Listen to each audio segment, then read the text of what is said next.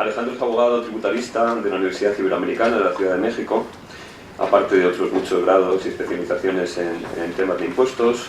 Tiene 10 años de experiencia y ha pasado por distintas firmas, ¿no? Distintas firmas de abogados fiscalistas o tributaristas de México. Ha sido también gerente de impuestos para México y Latinoamérica en Gamesa. Después en Price Waterhouse y finalmente trabaja actualmente, como decía, en Cargies México, donde es gerente senior encargado del área fiscal. Pues Alejandro, todo tuyo. Gracias, Máximo. Buenos días a todos, muchas gracias por la invitación. Y bueno, ya yo voy a abordar dos aspectos que en la firma en México estamos ahora trabajando mucho. Y como ya han adelantado algunos de los ponentes, en México ha sido un momento de muchas reformas estructurales. A manera de introducción, el presidente Enrique Peña Nieto lleva 2 años en el cargo y han pasado muchísimas reformas, y de las más trascendentales está la reforma energética.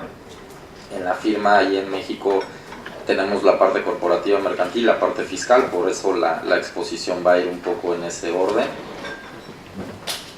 Y bueno, les voy a dar una pequeña introducción de cómo fue el proceso, sin entrar mucho a detalle. Los cambios legales, que ya los han platicado mucho, los ponentes han dicho cuáles han sido los principales aspectos que han cambiado con la promulgación de la nueva ley de la industria eléctrica. Aspectos fiscales a considerar. La verdad es que si bien hubo una reforma fiscal para este año, si bien no hubo grandes cambios para este tipo de industria, bueno, pues resaltar los que ya se venían usando, la fiscalidad en general en México y algunos aspectos para la industria.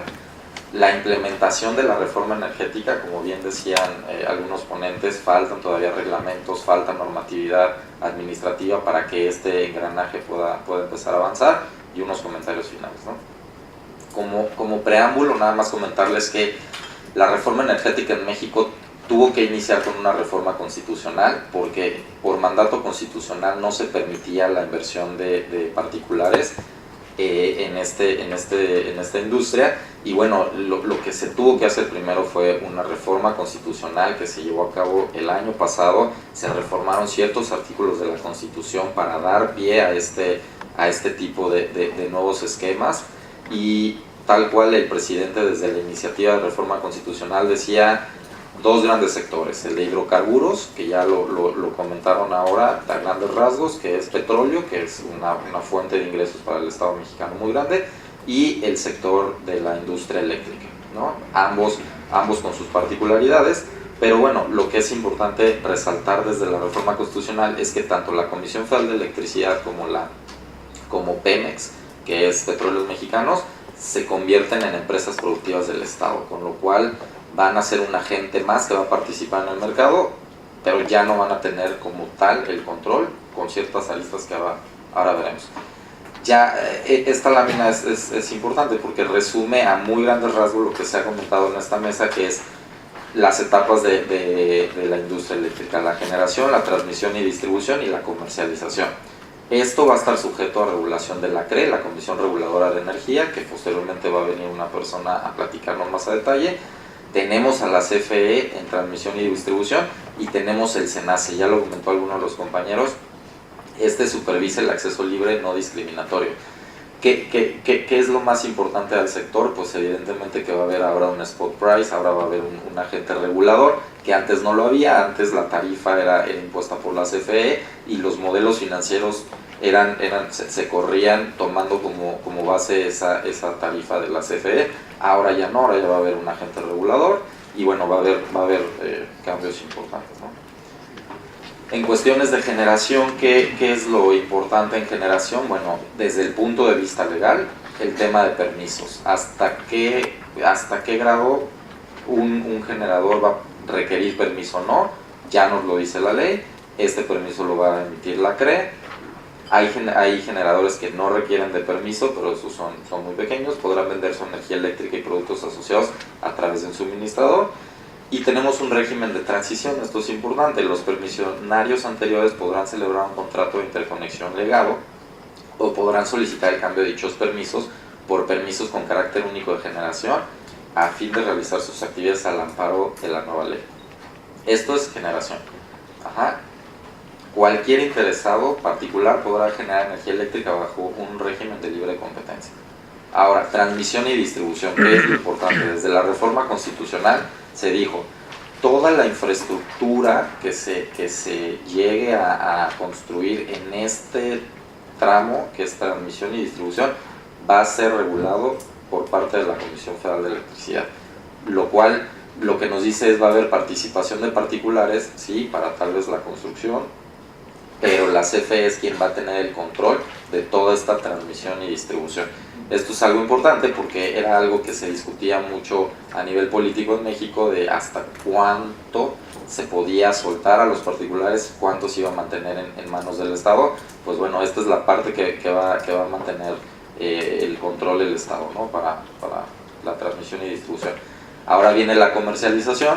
Aquí los particulares podrán operar como comercializadores y podrán hacer todas estas cuestiones. Dos temas que ahora vamos a abordar que son importantes y que la persona de la CRE nos va a poder platicar, o nosotros vamos a estar muy atentos como abogados, es el mercado eléctrico mayorista y los certificados, ¿no? ¿Qué podrán hacer los suministradores? Vamos a tener suministradores de servicios calificados y suministradores de servicios básicos. Esa distinción es importante porque cada uno va a tener alguna regulación especial. En ambos casos será necesaria la celebración de un contrato de suministro sujeto a la regulación de la CRE, ¿no?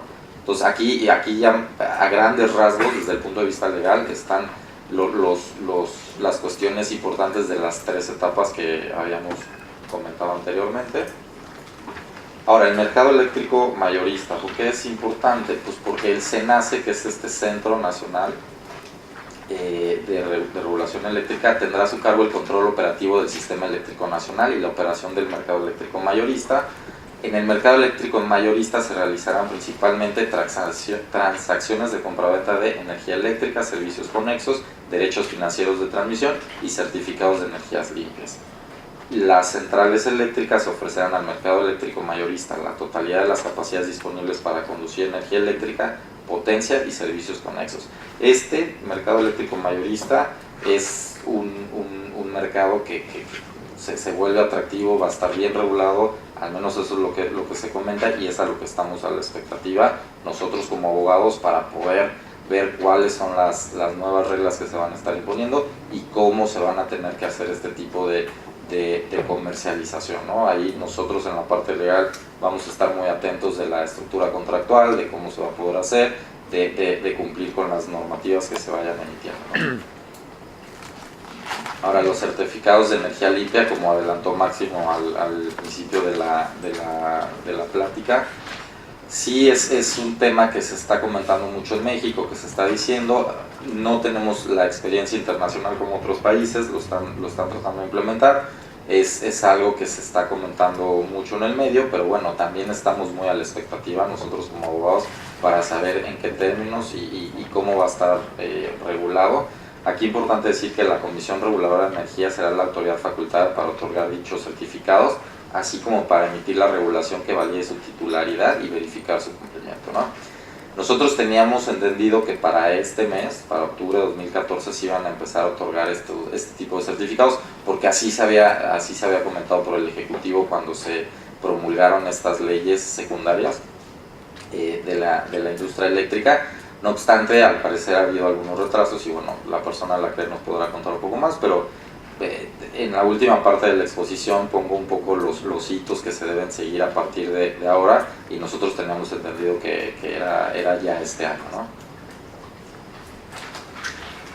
Ahora, otro punto importante que también comentaba uno de los ponentes era la afectación de terrenos. En México, no tanto como riesgo, pero sí lo vemos desde un punto de vista legal importante, todo el tema de la propiedad de los terrenos, las servidumbres que se lleguen a constituir para el paso de toda esta infraestructura, para la constitución de estos proyectos donde se vayan a asentar.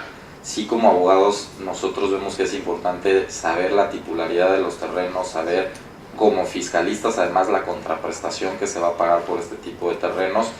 Y anteriormente a la reforma era un tema pues, que estaba como en el aire, porque En México la mayoría de la tierra rural es ejidal, con lo cual es un régimen especial en el cual se dio a grupos locales la titularidad de estas tierras. Y bueno, nos encontrábamos con que el ejido no nos daba permiso, si nos daba permiso, o la asamblea de ejidatarios nos decía puedes hacerlo, no puedes hacerlo, pero te voy a cobrar tanto y no tanto, y como fiscalistas veíamos que de repente se pagaba una contraprestación pactada, pero estas personas no estaban inscritos en el registro federal de contribuyentes, con lo cual la deducibilidad para el desarrollador estaba en riesgo, porque para efectos fiscales el perceptor del pago debe estar registrado ante el registro federal de contribuyentes y no lo estaba. Entonces se volvió un tema ahí medio complicado. Además es un tema social, también lo adelantaron algunos de los ponentes, es un tema social en el cual las personas locales veían que bueno, llegaban las transnacionales y bueno, se hacían una serie de cuestiones en donde la parte legal y fiscal pues, se volvió importante para poder tomar la deducción de este tipo de contraprestaciones y además tener plena visibilidad de cómo está el régimen de las tierras donde se van a asentar los proyectos o donde se van a construir las infraestructuras para todo este tipo de industria. Luego, ya eso fue como la parte legal. Nosotros en Garrigues México vamos a estar muy atentos de la normatividad que se vaya a emitir. Tenemos ya un comentario, un boletín que hemos emitido con particularidades. La exposición trató de abarcar los puntos más fundamentales desde el punto de vista legal. Los servicios que se van a ofrecer evidentemente van a ser de asesoría en la contratación, tanto del financiamiento como de la venta, como la comercialización. Y ahora pasando al aspecto legal, fiscal, ya en particular, aquí es importante que también tengan un poquito de visibilidad los desarrolladores y las personas que quieran entrar en este tipo de proyectos en México o que ya estén, para saber cómo eficientar un poco la estructura fiscal de lo que van a hacer. Y como temas generales de la fiscalidad en México, tenemos que los residentes en México tributan por su renta mundial y los extranjeros sin establecimiento permanente pagan impuestos únicamente por ingresos de fuente de riqueza ubicada en México. La tasa corporativa del impuesto es del 30%. Si tenemos sucursales, que son establecimientos permanentes, se asimilan a unas filiales. Tenemos reglas de thin capitalization a un ratio de 3:1, para que el excedente por disposición legal en México no será deducible. Tenemos un periodo de amortización de pérdidas de 10 ejercicios, de 10 años posteriores a que se genere la pérdida. Y aquí es importante el tema de las pérdidas, porque después les voy a comentar de un beneficio para energías renovables. Todo el activo que se importe o que se utilice para este tipo de desarrollos tiene una deducibilidad del 100% en el ejercicio de adquisición, con lo cual en mi experiencia en la industria eólica, los aerogeneradores y todo el equipo del activo tenía un precio muy elevado, que se podía tomar la depreciación al 100% en el ejercicio de adquisición, con lo cual había una pérdida alta, grande para los primeros ejercicios, y esa la puedes amortizar por los siguientes 10 años. Tenemos una tasa del impuesto al valor agregado del 16%. Tenemos un impuesto adicional sobre dividendos del 10% para cuando se quiera repatriar plusvalías. Hay varios esquemas dependiendo cómo quieran entrar a México o dependiendo cómo estén ya establecidos en México para sacar la plusvalía del país. Puede ser financiamiento con las reglas de 3:1, puede ser una repartición de dividendos. Aquí hay que tener nada más en mente que a partir del 2014 se impuso un impuesto adicional sobre dividendos del 10%. Eso no existía antes, como en otros países ya lo existía, en México no existía. Además del impuesto corporativo del 30%, cuando se repatrien dividendos a un extranjero, va a existir la tasa adicional del 10%. Y bueno, también un tema que es conocido y que se comenta mucho en México es el tema de la participación de los trabajadores en las utilidades, la famosa PTU. Aquí esto es una obligación constitucional, en la Constitución está previsto que de las utilidades que se perciban en México el 10% será repartido entre los trabajadores, y aquí ha habido mucha planeación en el sentido de tener una empresa prestadora de servicios y una empresa operativa, y bueno, las autoridades fiscales lo conocen, saben, hemos vivido con eso y se ha planteado en varios proyectos, ¿no? Tenemos una una tabla con los aspectos generales de tributación.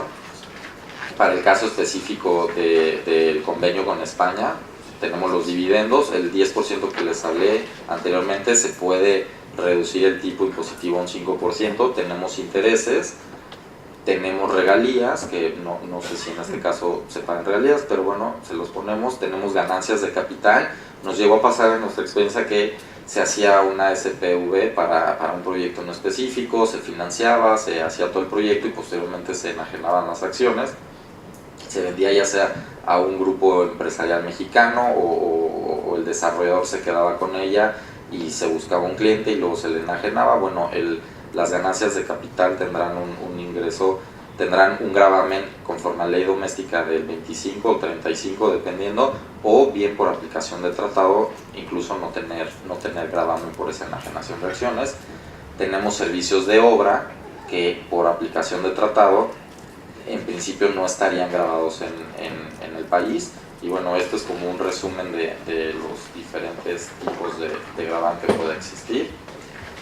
El tema de los terrenos que les contábamos hace rato, pues aquí tenemos un poco su fiscalidad, tenemos un poco el tema que les comentaba por la renta de los terrenos a los ejidatarios, a los propietarios. Tenemos que hay una deducibilidad del 10% anual sobre erogaciones en periodos preoperativos, esto también es importante tenerlo en cuenta. Y lo que les comentaba anteriormente de la deducción inmediata de activos para este tipo de industria, tenemos una deducción al 100% durante el primer ejercicio de las inversiones en maquinaria y equipo para la generación de energía proveniente de fuentes renovables o de sistemas de cogeneración de energía eficiente.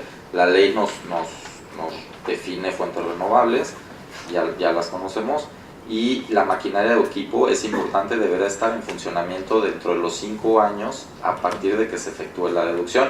De lo contrario, se tendrá que tomar las tasas de depreciación que nos marca la ley. Este es un beneficio importante. En la reforma fiscal de 2014 se quiso eliminar.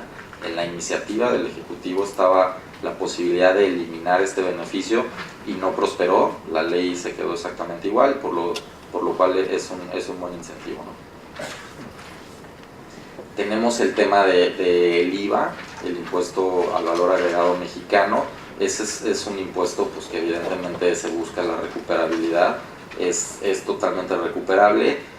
Y el tema que hemos encontrado y en el cual nosotros como asesores fiscales hemos asesorado mucho es la recuperación, pero ya en la práctica.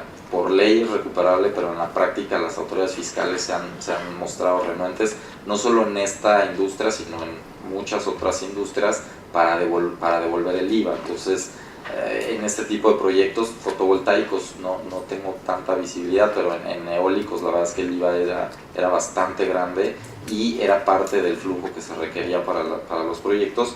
Y bueno, las autoridades se han mostrado un poco renuentes a devolver, porque han encontrado muchas planeaciones agresivas que no vienen de transnacionales, que vienen más de grupos locales, planeaciones para tomar un doble beneficio o cosas por el estilo, y han pagado justos por pecadores. Entonces ahí nosotros hemos asesorado mucho a compañías transnacionales que quieren recuperar el IVA y que es cuestión de sentarlos con el fisco, explicarles la operativa, demostrarles lo que están haciendo, demostrarles la documentación, y podemos acelerar un poco la recuperabilidad del IVA. Es importante que tengan en cuenta que en México el IVA es mensual, con lo cual el IVA, el saldo a favor que tengas en un mes, lo vas a poder solicitar en devolución al siguiente mes, y esperemos que en 2, 3 meses o hasta 6 meses poder recuperarlo. Eso es importante que se tome en cuenta cuando se hace su planeación financiera.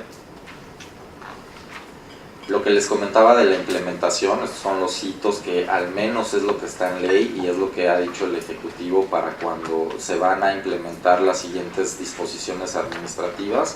Aquí hacemos un resumen de lo que ha sucedido. El SENACE se creó el 28 de agosto de 2014, es muy reciente, se prevé que deberá iniciar funciones a más tardar el 25 de febrero de 2015.